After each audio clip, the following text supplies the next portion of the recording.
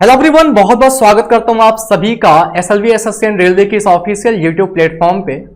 दोस्तों, आप सबको पता है रेलवे के टेक्नीशियन की वैकेंसी आ चुकी है और बहुत ही जल्द आपका एग्जाम भी होने वाला है।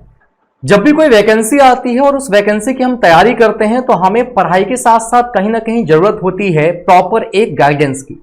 वो गाइडेंस चाहे हमारे टीचर्स के थ्रू हमें मिलता हो या हमसे जो बड़े बुजुर्ग हैं उनके थ्रू हमें मिलता हो, या फिर वो गाइडेंस अगर किसी सिलेक्टेड स्टूडेंट से हमें मिल जाए तो कहीं ना कहीं वो हमें ज्यादा फायदा पहुंचाता है। आज की डेट में वैसे तो इतना ज्यादा सोशल मीडिया हो चुकी है, यूट्यूब चैनल्स हो चुके हैं कि जगह जगह से आपको तरह तरीके की चीजों का जो नॉलेज है वो मिलता रहता है। बट एक कहा जाता ना कि कंप्लीट इंफॉर्मेशन कहीं अगर किसी एक जगह से मिल जाए तो वो ज्यादा काम की होती है। आज के इस सेशन में दोस्तों हम यही डिस्कस करने वाले हैं कि आप जिस आरआरबी टेक्नीशियन की तैयारी कर रहे हो कैसे आप अपनी तैयारी को और बेहतर बना सकते हो। इस तैयारी को करने के बाद जब आपकी नौकरी लग जाएगी तो नौकरी लगने के बाद क्या क्या चीजें आपको करनी पड़ेंगी, आपकी जॉब प्रोफाइल क्या होने वाली है, रेलवे आपको इस टेक्नीशियन की जॉब के लिए कितनी सैलरी देने वाला है, कौन कौन से अलाउंस आपको मिलने वाले हैं, कैसे हर एक सब्जेक्ट पे आपको स्टे फोकस होकर अपनी तैयारी करनी है और इस तैयारी को और बेहतर कैसे बनाया जा सकता है। इन्हीं सारी बातों को आज की इस सेशन में हम डिस्कस करने वाले हैं और ये बातें मैं अकेले नहीं करने वाला हूं दोस्तों। हमारे साथ रेलवे टेक्नीशियन के सिलेक्टेड कैंडिडेट मिस्टर युवराज हमारे साथ आज आपके सामने हैं और युवराज से ही हम जानेंगे कि कैसे इन्होंने अपनी तैयारी की, कैसे तैयारी करके इन्होंने नौकरी हासिल की और अगर आज ये नौकरी कर रहे हैं तो कैसी है ये रेलवे टेक्नीशियन की जॉब, अच्छी है या बुरी है, टाइम मिलता है अदर चीजों के लिए या नहीं मिलता है। तो वन बाय वन इन सारी चीजों पर एक एक करके बात करेंगे। तो फर्स्ट ऑफ ऑल युवराज, बहुत बहुत स्वागत करता हूं दोस्त आपका आज के सेशन में और शुक्रिया भी कहना चाहता हूं क्योंकि नौकरी करने के बाद समय निकाल पाना बड़ा चैलेंजिंग टास्क ये भी होता है। सो मैं चाहता हूं सबसे पहले आप सभी को बताएं कि अपना एक छोटा सा इंट्रोडक्शन दे दीजिए कि कौन है आप और इस समय क्या कर रहे हैं। जी बिल्कुल, मेरा नाम युवराज सिंह है और मैं प्रॉपर चित्रकूट डिस्ट्रिक्ट का रहने वाला हूं, लेकिन वर्तमान में रेलवे की तरफ से मुझे कानपुर में पोस्टिंग मिली हुई है और यहीं मैं जब से पोस्टिंग है यहीं कंटिन्यू मैं वर्क कर रहा हूँ। चलिए, तो दोस्तों हमारे जो युवराज भाई हैं रहने वाले बेसिकली चित्रकूट के हैं और करेंटली इनकी जो पोस्टिंग है वो कानपुर है। युवराज, आप रेलवे में टेक्नीशियन के पद पर हैं इस समय? जी हाँ दोस्तों, आपको पता होगा रेलवे में टेक्नीशियन की जो वैकेंसी है वो बेसिकली दो अलग अलग पोस्ट के लिए आती है, एक टेक और एक नॉन टेक, है ना। तो युवराज का जो सिलेक्शन हुआ है वो टेक्निकल पे हुआ है, राइट? हाँ जी। तो टेक्निकल वालों को कुछ ज्यादा ही डाउट है युवराज, अगर मैं सही कह रहा हूं, क्योंकि टेक्निकल वालों को डाउट ये हो जाते हैं कि एक तो इतने सारे ट्रेड हैं, फिर एग्जाम को लेके भी डाउट हो जाते हैं कि एग्जाम में ट्रेड वाले क्वेश्चन कब पूछे जाते हैं कब नहीं पूछे जाते हैं। तो दोस्तों चलिए फिर स्टार्ट करते हैं। युवराज, सबसे पहले आप मुझे ये बताइए कि ये जो बच्चा आज की डेट में भ्रमित है, सबसे ज्यादा तो भ्रमित उसका यही है कि किसी का पेड कोर्स लेना सही है या फिर यूट्यूब से ऑनलाइन भी पढ़ाई की जा सकती है। तो आपके हिसाब से क्या वाईटी से हम लोग ऑनलाइन बिना किसी का कोर्स खरीदे प्रॉपर तैयारी कर सकते हैं? देखिए, अगर कोर्स परचेज करने या ना परचेज करने की बात है तो आजकल सोर्स तो बहुत ज़्यादा अवेलेबल हैं जी, और आपको सबसे ज़्यादा जरूरी ये है कि उन सब सोर्स में जेन्युइन सोर्स कौन है ये ढूंढना बहुत ज़्यादा जरूरी है। बिल्कुल। तो लेकिन जब मैंने की थी तो उस समय तो मैंने कोई भी कोचिंग नहीं की थी, कोई भी ऑनलाइन या ऑफलाइन कोई भी कोचिंग नहीं ली थी, सेल्फ स्टडी किया था और जो भी मुझे दिक्कत होती थी मैं यूट्यूब का सहारा लेके करता था। लेकिन आज की डेट में जब देखता हूँ तो मुझे लगता है कि बहुत सारे ऐसी कोचिंग्स हैं जिनका आप यूज कर सकते हो, जिनको ले सकते हो। बस ये है कि आप उनका पहले फीडबैक ले लो कि कैसे उन्होंने उनसे पढ़े लड़के कैसे गए हैं और उनका रिजल्ट परसेंटेज क्या है। और आज की डेट में और इन कोचिंग का ये बेनिफिट हो जाता है क्योंकि जब आप गलती करते हैं तो आपको टाइम लगता है सीखने पे, लेकिन जो टीचर्स आपको मिलते हैं वो एक्सपीरियंस होते हैं तो आपको बहुत सारी गलती पहले ही होने से वो बचा देते हैं, तो आपका टाइम बचता है जो आप खुद से करके सीखते हो। ये बेनिफिट हो जाता है कोई कोचिंग लेने का। और रही बात, आजकल ऑनलाइन बहुत सारी कोचिंग अवेलेबल हैं और तो उनसे लेके सीखा जा सकता है।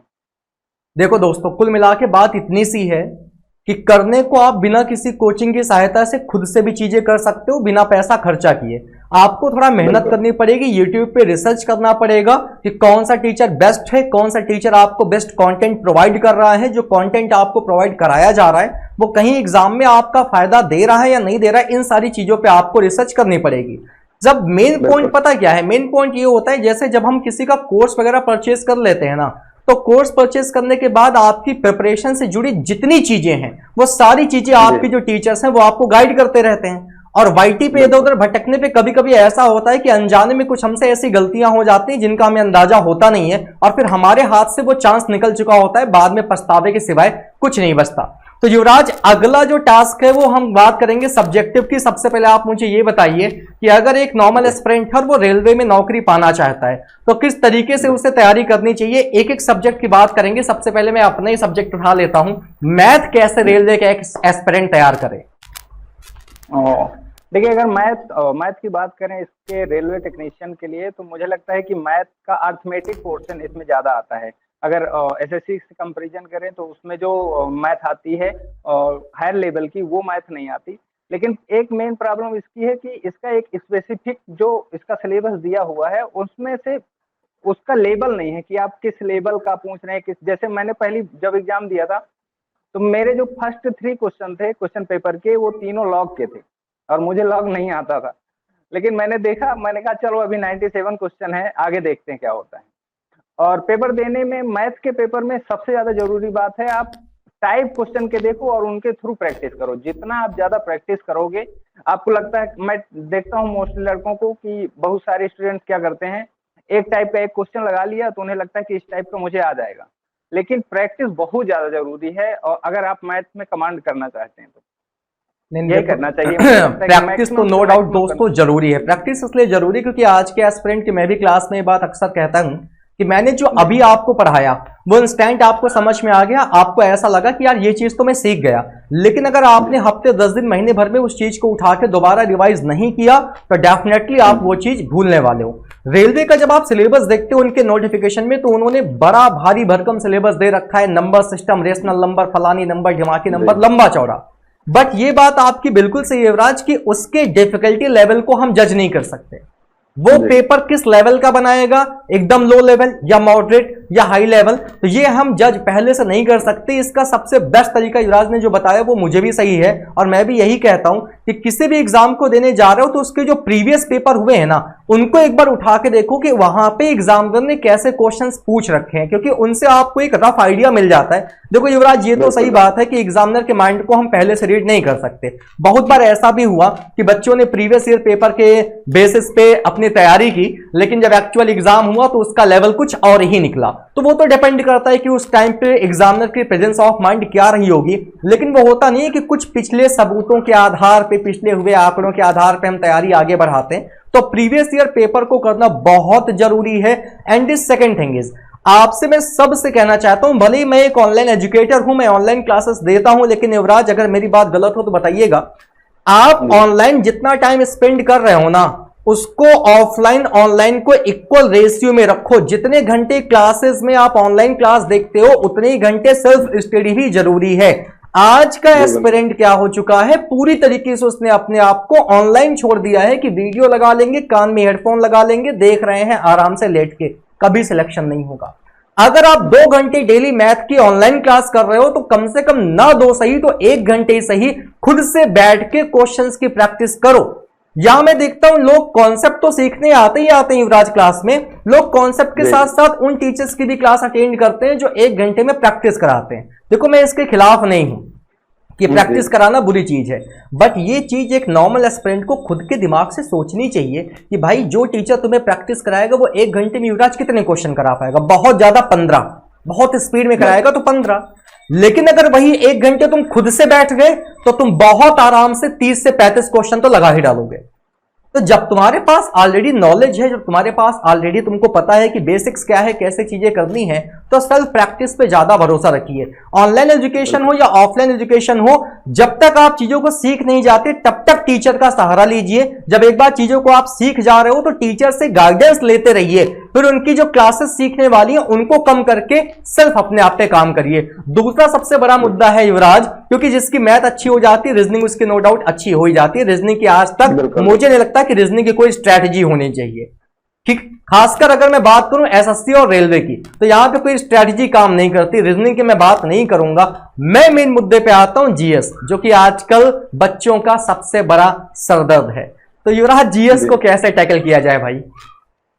जीएस के लिए जो मैंने किया था एक्चुअली, तो मुझे पहले मैंने इसका प्रीवियस ईयर क्वेश्चन देखे थे, क्वेश्चन पेपर, तो मुझे लगा था कि इसका जीएस जो आता है वो मतलब लिमिटेड सोर्स से आता है, और मुझे देख के लगा था कि लूसेंट की जो बुक आती है जीएस के लिए वो मोर देन इनफ है इसके लिए। और मेन जो और एक दूसरी चीज है इससे अलग बनाती है, वो आती है कि जो स्पोर्ट्स के हैं या कोई भी प्राइज है, ये सब करंट अफेयर इससे बहुत ज्यादा रिलेटेड होते हैं। और जीएस में एक जनरल साइंस का जो सेक्शन आता है वो स्पेशली इसके लिए बहुत ज्यादा पढ़ने की जरूरत होती है, क्योंकि वो ज्यादा आता है आपको। उसमें कहते हैं डेली लाइफ के बेस पे पूछे जाते हैं, लेकिन वो डेली लाइफ में कहाँ कहाँ से पूछ लेते हैं, हालांकि क्वेश्चन का लेवल लो रहता है, लेकिन क्या पूछ ले ये कुछ नहीं कहा जा सकता। तो मेरे हिसाब से कि अगर आप करंट से टच में बने हैं लगातार, और आप एक लूसेंट या कोई जेन्युइन बुक जो आपको ऑनलाइनर बता रही है, अच्छे से सारे टॉपिक कवर कर रही है, वो इनफ होगी इस एग्जाम के लिए। अच्छा, मैंने जहां तक रिसर्च की है तो युवराज, मैंने देखा कि रेलवे के लिए साइंस का सेक्शन भी बहुत ज्यादा इंपॉर्टेंट है। जी, साइंस में सेक्शन दिया हुआ है। हाँ, साइंस में जैसे फिजिक्स, केमिस्ट्री और बायोलॉजी के जो क्वेश्चन है, और ये मैंने नोटिस किया रेलवे के केवल टेक्नीशियन में ही नहीं, आप रेलवे के ग्रुप डी में चले जाओ, एनटीपीसी चले जाओ, हर एक एग्जाम में साइंस का वेटेज अच्छा खासा है। तो दोस्तों देखो, जीएस जो है वो अथाह सागर है, कहां से क्या आ जाए इसका कोई भरोसा तो नहीं है। लेकिन हाँ देखो, अगर आप फिजिक्स, केमिस्ट्री, बायोलॉजी और करंट अफेयर्स की बात करोगे तो मेरे हिसाब से टेक्नीशियन की अगर तैयारी कर रहे हो तो इस पे थोड़ा सा ज्यादा फोकस कर लो, और साथ ही साथ जो है वो आप वन लाइनर्स को साथ में लेते चलो। अच्छा, एक बड़ा कॉन्ट्रोडिक्शन मतलब कॉन्ट्रोवर्शियल क्वेश्चन पूछने जा रहा हूं। आज की डेट में जो एग्जाम हो रहा है युवराज, क्या वाकई में लूसेंट अब उतनी कामगार रह गई है जितनी पहले हुआ करती थी? एक्चुअली उसमें क्या है कि जब मैं शुरू में पढ़ा था, तो क्योंकि शुरू में बेसिक में मुझे जीएस नहीं आता था, तो शुरू में क्या था कि उसको जब मैं पढ़ा तो मुझे ऐसे लगता था कि इसकी सारी लाइनिंग याद करने लायक है, तो कैसे याद किया जा सकता है डायरेक्ट एक बार में। उसके बाद फिर कुछ दोस्तों के थ्रू मैंने एक क्लब सिस्टम बनाया था, अपना एक पढ़ने का तरीका, 7-8 दोस्त मिलके या 10 दोस्त मिलके हमने क्या किया था कि डिसाइड करते थे कि लूसेंट के page number 1 to page number 10 तक कंप्लीट करना है, और किसी एक दोस्त की ड्यूटी लगा देते थे कि आप इन पेज नंबर से क्वेश्चन फ्रेम करेंगे, 100 कर लें, 150 कर लें या 50 कर लें। तो उससे क्या होता था कि जितने भी मैक्सिमम क्वेश्चन बन सकते थे उतने पेजेस से वो सारा कुछ रिवाइज हो जाता था।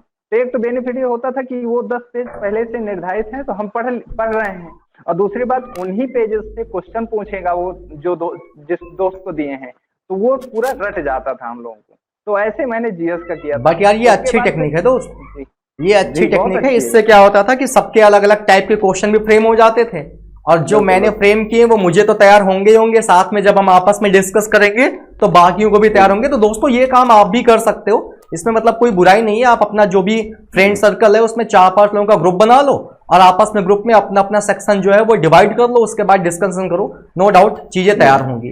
तो रेलवे में बेसिकली यही 3 सब्जेक्ट है, मैथ है, रीजनिंग है और जनरल स्टडी है, जिसमें आपका जनरल अवेयरनेस का पूरा सेक्शन है, स्टैटिक जीके, करंट अफेयर से सारी चीजें। मुद्दा आता है ट्रेड का एग्जाम भी होता है, जो ट्रेड वाले हैं। बिल्कुल हाँ, इसमें तो नहीं होता, लेकिन जो टेक्नीशियन आप टेक्नीशियन 3rd में जाते हैं जिसमें मैं आया हूँ, इस पे नहीं होता। अगर आप टेक्नीशियन 2nd या टेक्नीशियन 1st में जाते हैं, उसके लिए होता है। आप जिस भी ट्रेड से हैं उसका अलग से एक होता है। अच्छा, कई सारे लोगों को ये डाउट है कि जो टेक्नीशियन ग्रेड 1 और ग्रेड 3rd है, इनकी जॉब प्रोफाइल में फर्क है। तो युवराज आप बता पाएंगे दोनों की जॉब प्रोफाइल में क्या फर्क है?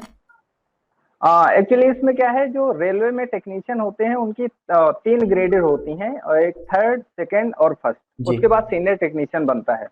तो अगर इनकी पेमेंट की या सैलरी की बात करें, अलाउंस की बात करें, तो 1900 ग्रेड पे की ये जॉब है 3rd टेक्नीशियन, क्या बोलते हैं, जो 3rd है। उसके बाद फिर आप 2nd में आओगे तो 2400 में जाओगे, फिर 2700 में जाओगे, ऐसे ये रेशियो बढ़ जाता है। ये डिफरेंसेस हैं। बाकी जो अलाउंस है वही डीए का है और एचआरए का है, आपका टीए मिलेगा, डीए मिलेगा, ये सब मिलता है। अच्छा, एक ओवरऑल मोटा मोटी टेक्नीशियन ग्रेड 3rd की सैलरी क्या बन जाती है सब मिला के, अलाउंस, सैलरी, बेसिक पे सब मिला के?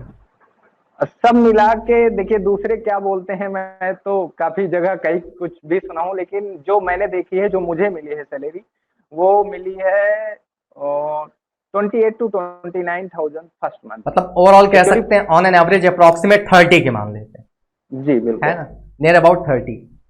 अच्छा, ये जो technician grade 1, grade 2, grade 3rd है, मैं इनके जॉब प्रोफाइल की बात कर रहा था। तो मैंने इस पे रिसर्च की, तो बताना जरा रिसर्च सही है क्या?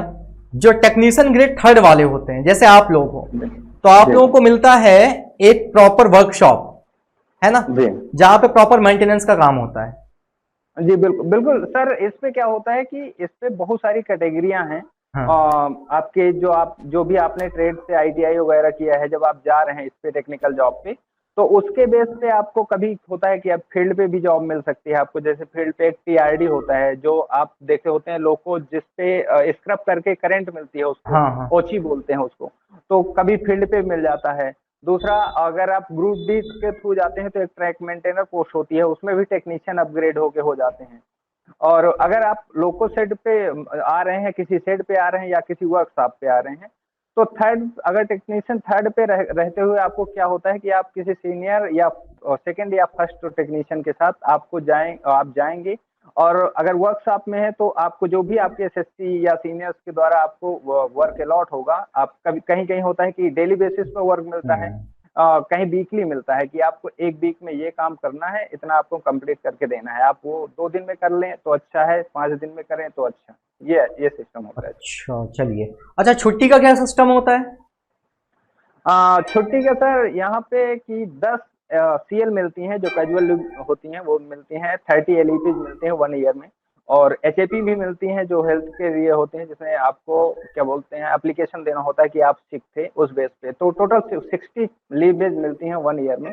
और ऐसे कहते हैं कि रेलवे में छुट्टी नहीं मिलती, या बहुत सारा लोग बोलते हैं, लेकिन मुझे लगता है कि आप जब भी लेना चाहें छुट्टी, हाँ हाँ। तब आपको छुट्टी दी जाती है, बशर्ते आपके कोटे में होनी चाहिए। नहीं अच्छा, फिर वो एलडब्ल्यू पे में आ जाएगा, अगर आपके कोटे में नहीं है, leave without payment. Late drop वाला। अच्छा, जी दूसरी चीज ये बताना जरा, जैसे जी। पर्टिकुलर टेक्नीशियन वाले बच्चे जानना चाहते हैं, आप लोगों को कॉलोनी वगैरह मिलती है? हाँ बिल्कुल, कॉलोनी मिलती हैं। और जैसे आपका टेक्नीशियन थर्ड, टेक्नीशियन सेकेंड या फर्स्ट है, उसी गेट से टाइप 1, टाइप 2, टाइप 3 कॉलोनी अभी। अच्छा, कुछ लोगों के मन में ये भ्रम रहता है कि कॉलोनी के साथ साथ खाना पीना भी मिलता है, तो भाई इनका ये भ्रम दूर कर दो। नहीं, खाना पीना कॉलोनियों में नहीं मिलता एक्चुअली। आप जहाँ वर्कशॉप में है या शेड में है तो मेस या कैंटीन होती हैं। और हाँ। उनका जो आप एक रेट निर्धारित होता है, उस रेट पे मैक्सिमम कहीं कहीं, मतलब आप अगर इसे ले लें तो 10 रुपए से 40 रुपए के बीच में होता है, कहीं कम कहीं ज्यादा। तो ये फैसिलिटी है, कुल मिला के प्रोवाइड की खाने का जाती है पेमेंट आप। रेलवे नहीं करता है, वो हमें अपना खुद का ही जी करना पड़ता बिल्कुल, है, अपने ठीक से है। करना। और इस अफवाह में बिल्कुल मत रहना तुम लोग कि गाड़ी घोड़ा सब मिल जाएगा, ऐसा कुछ नहीं है। ऑफिसर अभी नहीं बने हो तुम लोग, टेक्नीशियन के थ्रू जी ऑफिसर नहीं बन जाते हो, जी। तो इस अफवाह में बिल्कुल मत रहना कि गाड़ी वगैरह मिलती होगी। तो दोस्तों, हम्म। क्या रेलवे का ग्रेड पे सिस्टम है वो युवराज ने बताया, तकरीबन कितनी सैलरी मिलती है, कॉलोनी मिलती है कि नहीं मिलती है, आपका खाने पीने का क्या सिस्टम है, इन सारी चीजों पर युवराज ने बात की। युवराज, अब एक लाइन में ये जितने भी तैयारी करने वाले लोग हैं, इनसे क्या कहना चाहते हो कि कैसे ये अपना सिलेक्शन देखिए, पा सकते हैं? जी बिल्कुल, रेलवे टेक्नीशियन के फील्ड पे जो भी स्टूडेंट जाना चाहता है, जो भी मेरा भाई जाना चाहता है, तो मेरा उनसे यही कहना है कि जीएस तो अनलिमिटेड है। जीएस में आप कितना भी मेहनत कर लो, आपको एग्जाम के टाइम में जो फंस गया क्वेश्चन, तो आप मानेंगे आप पढ़े हैं, नहीं फंसे तो लगेगा यार इतना पढ़ा हूँ, कहाँ से आ गया क्वेश्चन। तो मेरा इस एग्जाम के लिए मेन ये है कि आप मैथ रीजनिंग में फोकस करें। और जितना आप इसकी जितना ज़्यादा से ज़्यादा प्रैक्टिस कर लेंगे, जितना आप कमांड कर लेंगे इन दोनों विषय पे, यही आपका एडवांटेज देने वाला है आपके एग्जाम में। और जो मैंने किया था एक्चुअली, और सबसे बड़ी एग्जाम के लिए, एग्जाम के टाइम सबसे बड़ी बात है, जो मेरे दोस्त वगैरह भी दिए थे मेरे साथ, जिनका नहीं हुआ। और वो एक्चुअली हुआ क्या कि मेरे से ज़्यादा होशियार लड़के थे, टैलेंटेड लड़के थे, उनका नहीं हुआ, मेरा हो गया। उसका रीज़न ये था कि आपको 100 में 100 करने की ज़रूरत है नहीं। आपको आइडिया होना चाहिए पिछले प्रीवियस ईयर पेपर्स के कि कितनी कट ऑफ जा सकती है मैक्सिमम इसकी, जो पिछले पहली बार जा चुकी है। तो मैंने उसमें किया था। एक्चुअली ये सबसे मेन बात जो इसकी ये है कि पेपर एक दिन में तो होता नहीं, क्योंकि बहुत सारे लोग फॉर्म सबमिट करते हैं। तो नॉर्मलाइजेशन का केस इसमें बहुत वो असर करता है। और इसके लिए सबसे जरूरी कि आपको माइनस मार्किंग नहीं करना, ये प्लस पॉइंट है आपका। और मेरे दोस्तों ने, मुझे लगता है कि 85, 90, 87 ऐसे क्वेश्चन अटेम्प्ट किए थे। और यहाँ बोल रहे थे कि हमारे इतने हो गए, लेकिन तब मैं उसमें था टेंशन में कि यार मैंने तो इतने किए ही नहीं थे। मैं उस समय करके आया था 70 क्वेश्चन। 70 क्वेश्चन करके आया था। उन लोगों के 15-15, 16-16 क्वेश्चन गलत हुए, और मेरा 70 में 1 गलत हुआ था, 69 सही थे। नॉर्मलाइज होके मेरे 92 पहुंच गए और उन लोगों के कम होके 70 पे आ गए। तो ये होता है। तो जितने भी भाई हैं मेरे, जितने भी स्टूडेंट हैं, सिर्फ मैं यही कहना चाहता हूँ कि मैथ रीजनिंग में आप मैक्सिमम कमांड बना लीजिए, प्रीवियस ईयर क्वेश्चन देख लीजिए, सिलेबस डिस्कस कर लीजिए, और उसके बाद पेपर का स्ट्रेस मत लीजिए। पेपर में आप एक बाय वन करते चले जाइएगा, आपका 100% निकलेगा, ये पूरा विश्वास है। चलिए, तो दोस्तों सिंपल सी साफ सुथरी बात, जितना ज्यादा मैथ रीजनिंग से स्कोर कर लोगे उतना ज्यादा फायदे में रहोगे, क्योंकि जीएस से स्कोर हो पाए या ना हो पाए इसकी कोई पहले से गारंटी नहीं है। बिल्कुल। दूसरी चीज, नेगेटिव मार्किंग से बचना है। क्वेश्चन आ रहा है तो अटेम्प्ट करो, अंधी मार के नहीं आना है, वरना 80-90 करके आओगे, बाद में रिजल्ट जो है वो नेगेटिव सब खा जाएगा। इससे अच्छा है भले ही 65-70 क्वेश्चन करके आओ, लेकिन सही करके आओ। अब आप लोगों को एक पते की बात बताता हूं दोस्तों, युवराज जो है वो रेलवे में सिलेक्टेड है, लेकिन साथ ही साथ यूपीएससी की तैयारी कर रहे हैं, और ये बहुत बड़ी चीज है युवराज। इसके लिए रियली मैं आपको अप्रिसिएट करता हूं, क्योंकि आज के डेट में एक बंदा जिसके पास कोई नौकरी नहीं है, कोई रोजगार नहीं है, बेरोजगार घूम रहा है, वो तक पढ़ नहीं रहे हैं, नहीं पढ़ते हैं भाई। उनको आप कितना भी समझाओ, कितना भी कुछ भी कह लो, आप कितना भी कह लो, उनके दिमाग की बत्ती जलती नहीं है। यहां एक बंदा आपके साथ ऐसा बैठा है जो ऑलरेडी रेलवे में नौकरी पा चुका है, वो चाहे तो छोड़े, कोई मतलब नहीं, आज मैं नौकरी पा चुका हूं, कल को मेरा प्रमोशन होगा, मैं सीनियर टेक्नीशियन बन जाऊंगा, जेई बन जाऊंगा, आगे प्रमोशन होता ही रहेगा। लेकिन बंदे के अंदर पढ़ने का अभी भी जुनून है, तो कम से कम यार इन्हीं से सीख लो कि जो बंदा ऑलरेडी नौकरी पाने के बाद भी तैयारी कर रहा है, अभी भी वो रेगुलर बेसिस पे पढ़ रहा है, एक बड़े एग्जाम को, जो भारत का सर्वश्रेष्ठ एग्जाम है, यूपीएससी को उन्होंने टारगेट कर रखा है, तो यार आपके पास तो अभी कुछ भी नहीं है। तो इसीलिए कहा जाता है पढ़िए, और पढ़ने में सबसे बड़ी चीज है कंसिस्टेंसी। कंसिस्टेंसी बहुत जरूरी है, ये नहीं कि बस 2 दिन पढ़ लिया, 3 दिन गोला मारा, फिर पढ़ लिया, फिर गोला मार दिया। 6 महीने लग के पढ़ लो, 6 महीने के बाद कभी पढ़ना नहीं पड़ता युवराज, अगर मैं सही हूं तो। एक बार सिलेबस पे मन लगा के पढ़ना पड़ता है बस, उसके बाद फिर बार बार नहीं पढ़ना पड़ता। तो चलिए दोस्त, thank you so much brother कि आपने समय निकाल के इन सबको थोड़ा सा गाइडेंस दिया। सीखो यार कुछ तुम लोगों से इतना। अच्छा, एक और लास्ट क्वेश्चन, आपको क्या लगता है कि एसएलवी की जो फैकल्टीज हैं, क्या हमारा कंटेंट क्वालिटीफुल है? क्या लगता है आपको? मतलब इसमें कोई झूठी तारीफ नहीं, ऑन द स्पॉट एकदम खुल के बोलना। देखिए, इसमें कोई डाउट नहीं है, क्योंकि अभी मैं आपके थ्रू यूपीएससी का क्रैश कोर्स कर रहा हूँ एसएलवी से, और जो कंटेंट मुझे अभी कंटेंट मिला है यूपीएससी के लिए, वो मुझे लगता है कि 2-3 कोचिंगों से मैंने मैटर लिया, मुझे नहीं लगता कि उस लेवल का है।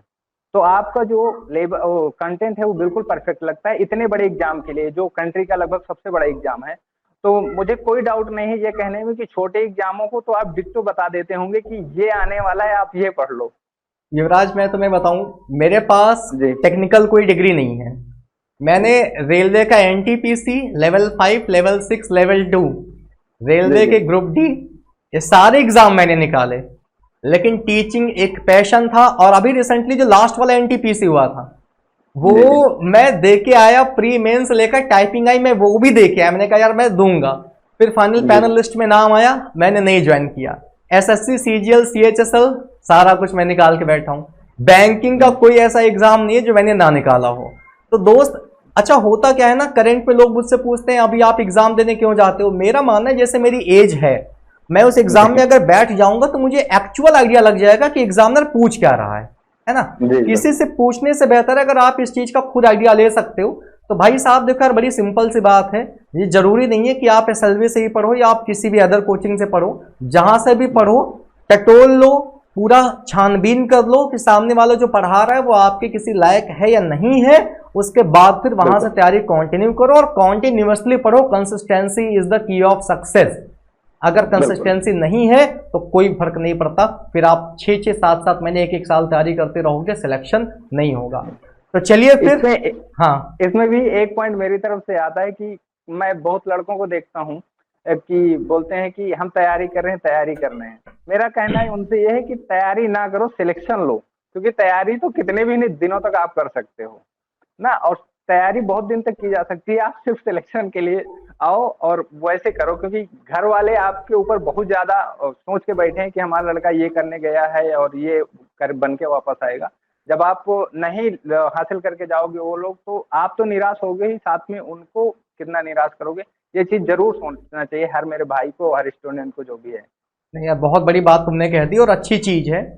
इन्हीं सारी चीजों से थोड़ा सा फर्क पड़ता है, क्योंकि आजकल क्या हो चुका है ना, सोशल मीडिया का जमाना है भाई।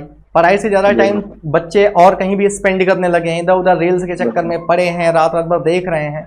और कितना भी समझा लो युवराज, कितना भी समझा लो, लेकिन ये भी सही है कि 10 में से 10 के 10 अच्छे निकल जाएंगे तो उतनी तो वैकेंसी नहीं है, फिर सबका सिलेक्शन कहाँ से होगा।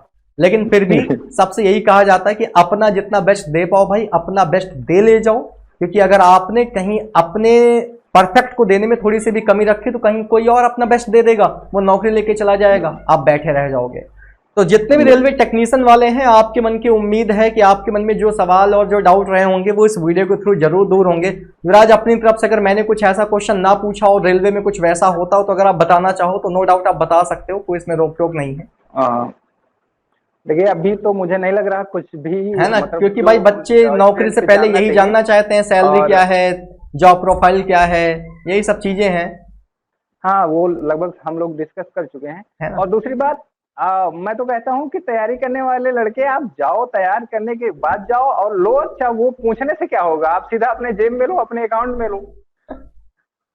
आजकल लोगों की बड़ी क्यूरियोसिटी हो गई है ना कि नौकरी से पहले ये जानना जरूरी है पैसा कितना मिलेगा। तो ऐसे कि सबके मन में बड़ी क्यूरियोसिटी है कि भैया पैसा पहले बता दो तब नौकरी की तैयारी करेंगे, वरना नहीं करेंगे। जबकि हमारे टाइम पे हमारे टीचर्स पता क्या कहते थे युवराज, हमारे टाइम पे टीचर्स कहते थे बेटा ऐसा है कि जो भी पाओ, चपरासी की भी नौकरी पाओ तो कर लो, उसको कर लोगे तुम्हारे पास फाइनेंशियल प्रॉब्लम जो है वो खत्म हो जाएगी, थोड़ा बहुत ही सही पैसा आना स्टार्ट हो जाएगा। उसके बाद फिर तुम क्या करो, उसके बाद फिर अपना कोई बड़ा गोल सेट कर लो। फिर दूसरी बात वो ये भी कहते थे कि इसका मतलब ये नहीं है कि कोई यूपीएससी की तैयारी ना करे, वो ये कहते थे कि अगर आप अपना गोल बड़ा सेट कर रहे हो तो फिर गोल बड़ा सेट करके उसके एफर्ट भी बड़े ही रखने पड़ेंगे। और जो आजकल के बच्चों की हरकतें हैं, ऐसी हरकतों से तो लगता ही नहीं है कि वो छोटे चपरासी का वो कोई भी एग्जाम नहीं निकाल पाएंगे। तो बहुत ही खराब हालत है, लेकिन इस हालात को सुधारा जा सकता है केवल और केवल एक तरीके से, पढ़ाई से। जैसे मुझसे युवराज बच्चे अक्सर पूछते हैं, कहते हैं सर मैथ में स्कोर नहीं हो रहा है, कहते हैं मॉक देते हैं नंबर नहीं बढ़ रहा है, क्या करें। यार मैं उनको ऐसे ही बोलता हूं, गधे हो क्या, नंबर कब बढ़ेंगे युवराज, नंबर कब बढ़ेंगे जब तुम्हारे पास नॉलेज होगा। मैंने तुमको 4 क्वेश्चन दे दिए, मैंने कहा हर एक क्वेश्चन 2 नंबर का है, सॉल्व करो, तुम्हें आते होंगे तभी तो तुम नंबर पाओगे। यार तुम अगर स्कोर नहीं कर पा रहे हो तो काम किस पे करो, नॉलेज गेन करने पे ना। इसका मतलब तुम्हें आता ही नहीं है, तुम नॉलेज गेन करो। अब वो दुनिया भर की बातें, सर क्या करें नंबर नहीं बढ़ रहे हैं, अरे यार पढ़ाई करो, चीजों को सीखो, देखो जो नहीं आ रहा उसको उठा के पढ़ो, है। बिल्कुल बिल्कुल। तो चलिए Yuvraj, thank you so much brother. हाँ, मुझे लगता है कि प्रैक्टिस की मेन कमी रहती है जो स्टूडेंट्स को रहती है, क्योंकि मैं देखा हूँ बहुत सारे लड़के मैथ के भी क्वेश्चन याद कर लेते, अच्छा इस टाइप का है, हाँ हो जाएगा, स्किप कर देते हैं। अरे लगा लो 2 मिनट लगेगा, अगर आपको आ रहा है तो 30-35 सेकंड में हो जाना है। ये लोग नहीं समझ रहे हैं। सबसे मेन फैक्टर है लैक ऑफ प्रैक्टिस, पूरी तरीके से प्रैक्टिस की कमी। प्रैक्टिस अगर अच्छी होगी तो मोस्टली यही है, प्रैक्टिस के बिना कुछ नहीं। प्रैक्टिस अगर अच्छी होगी नो डाउट एक न एक दिन चीजें बेहतर होंगी, 100% बेहतर होंगी। तो चलिए युवराज, खत्म करते हैं आज के सेशन को। Thank you so much brother अपना समय निकालने के लिए, और फिर आगे कभी ऐसे ही बातें करेंगे। So thank you so much everyone. देखिएगा इस वीडियो को, पसंद आए तो अपने दोस्तों के साथ शेयर करिएगा। एंड बस इतना ही कहना चाहते हैं, फिर मिलते हैं आपसे अगले वीडियो में। तब तक के लिए टेक केयर, बाय बाय, जय हिंद आप सभी को।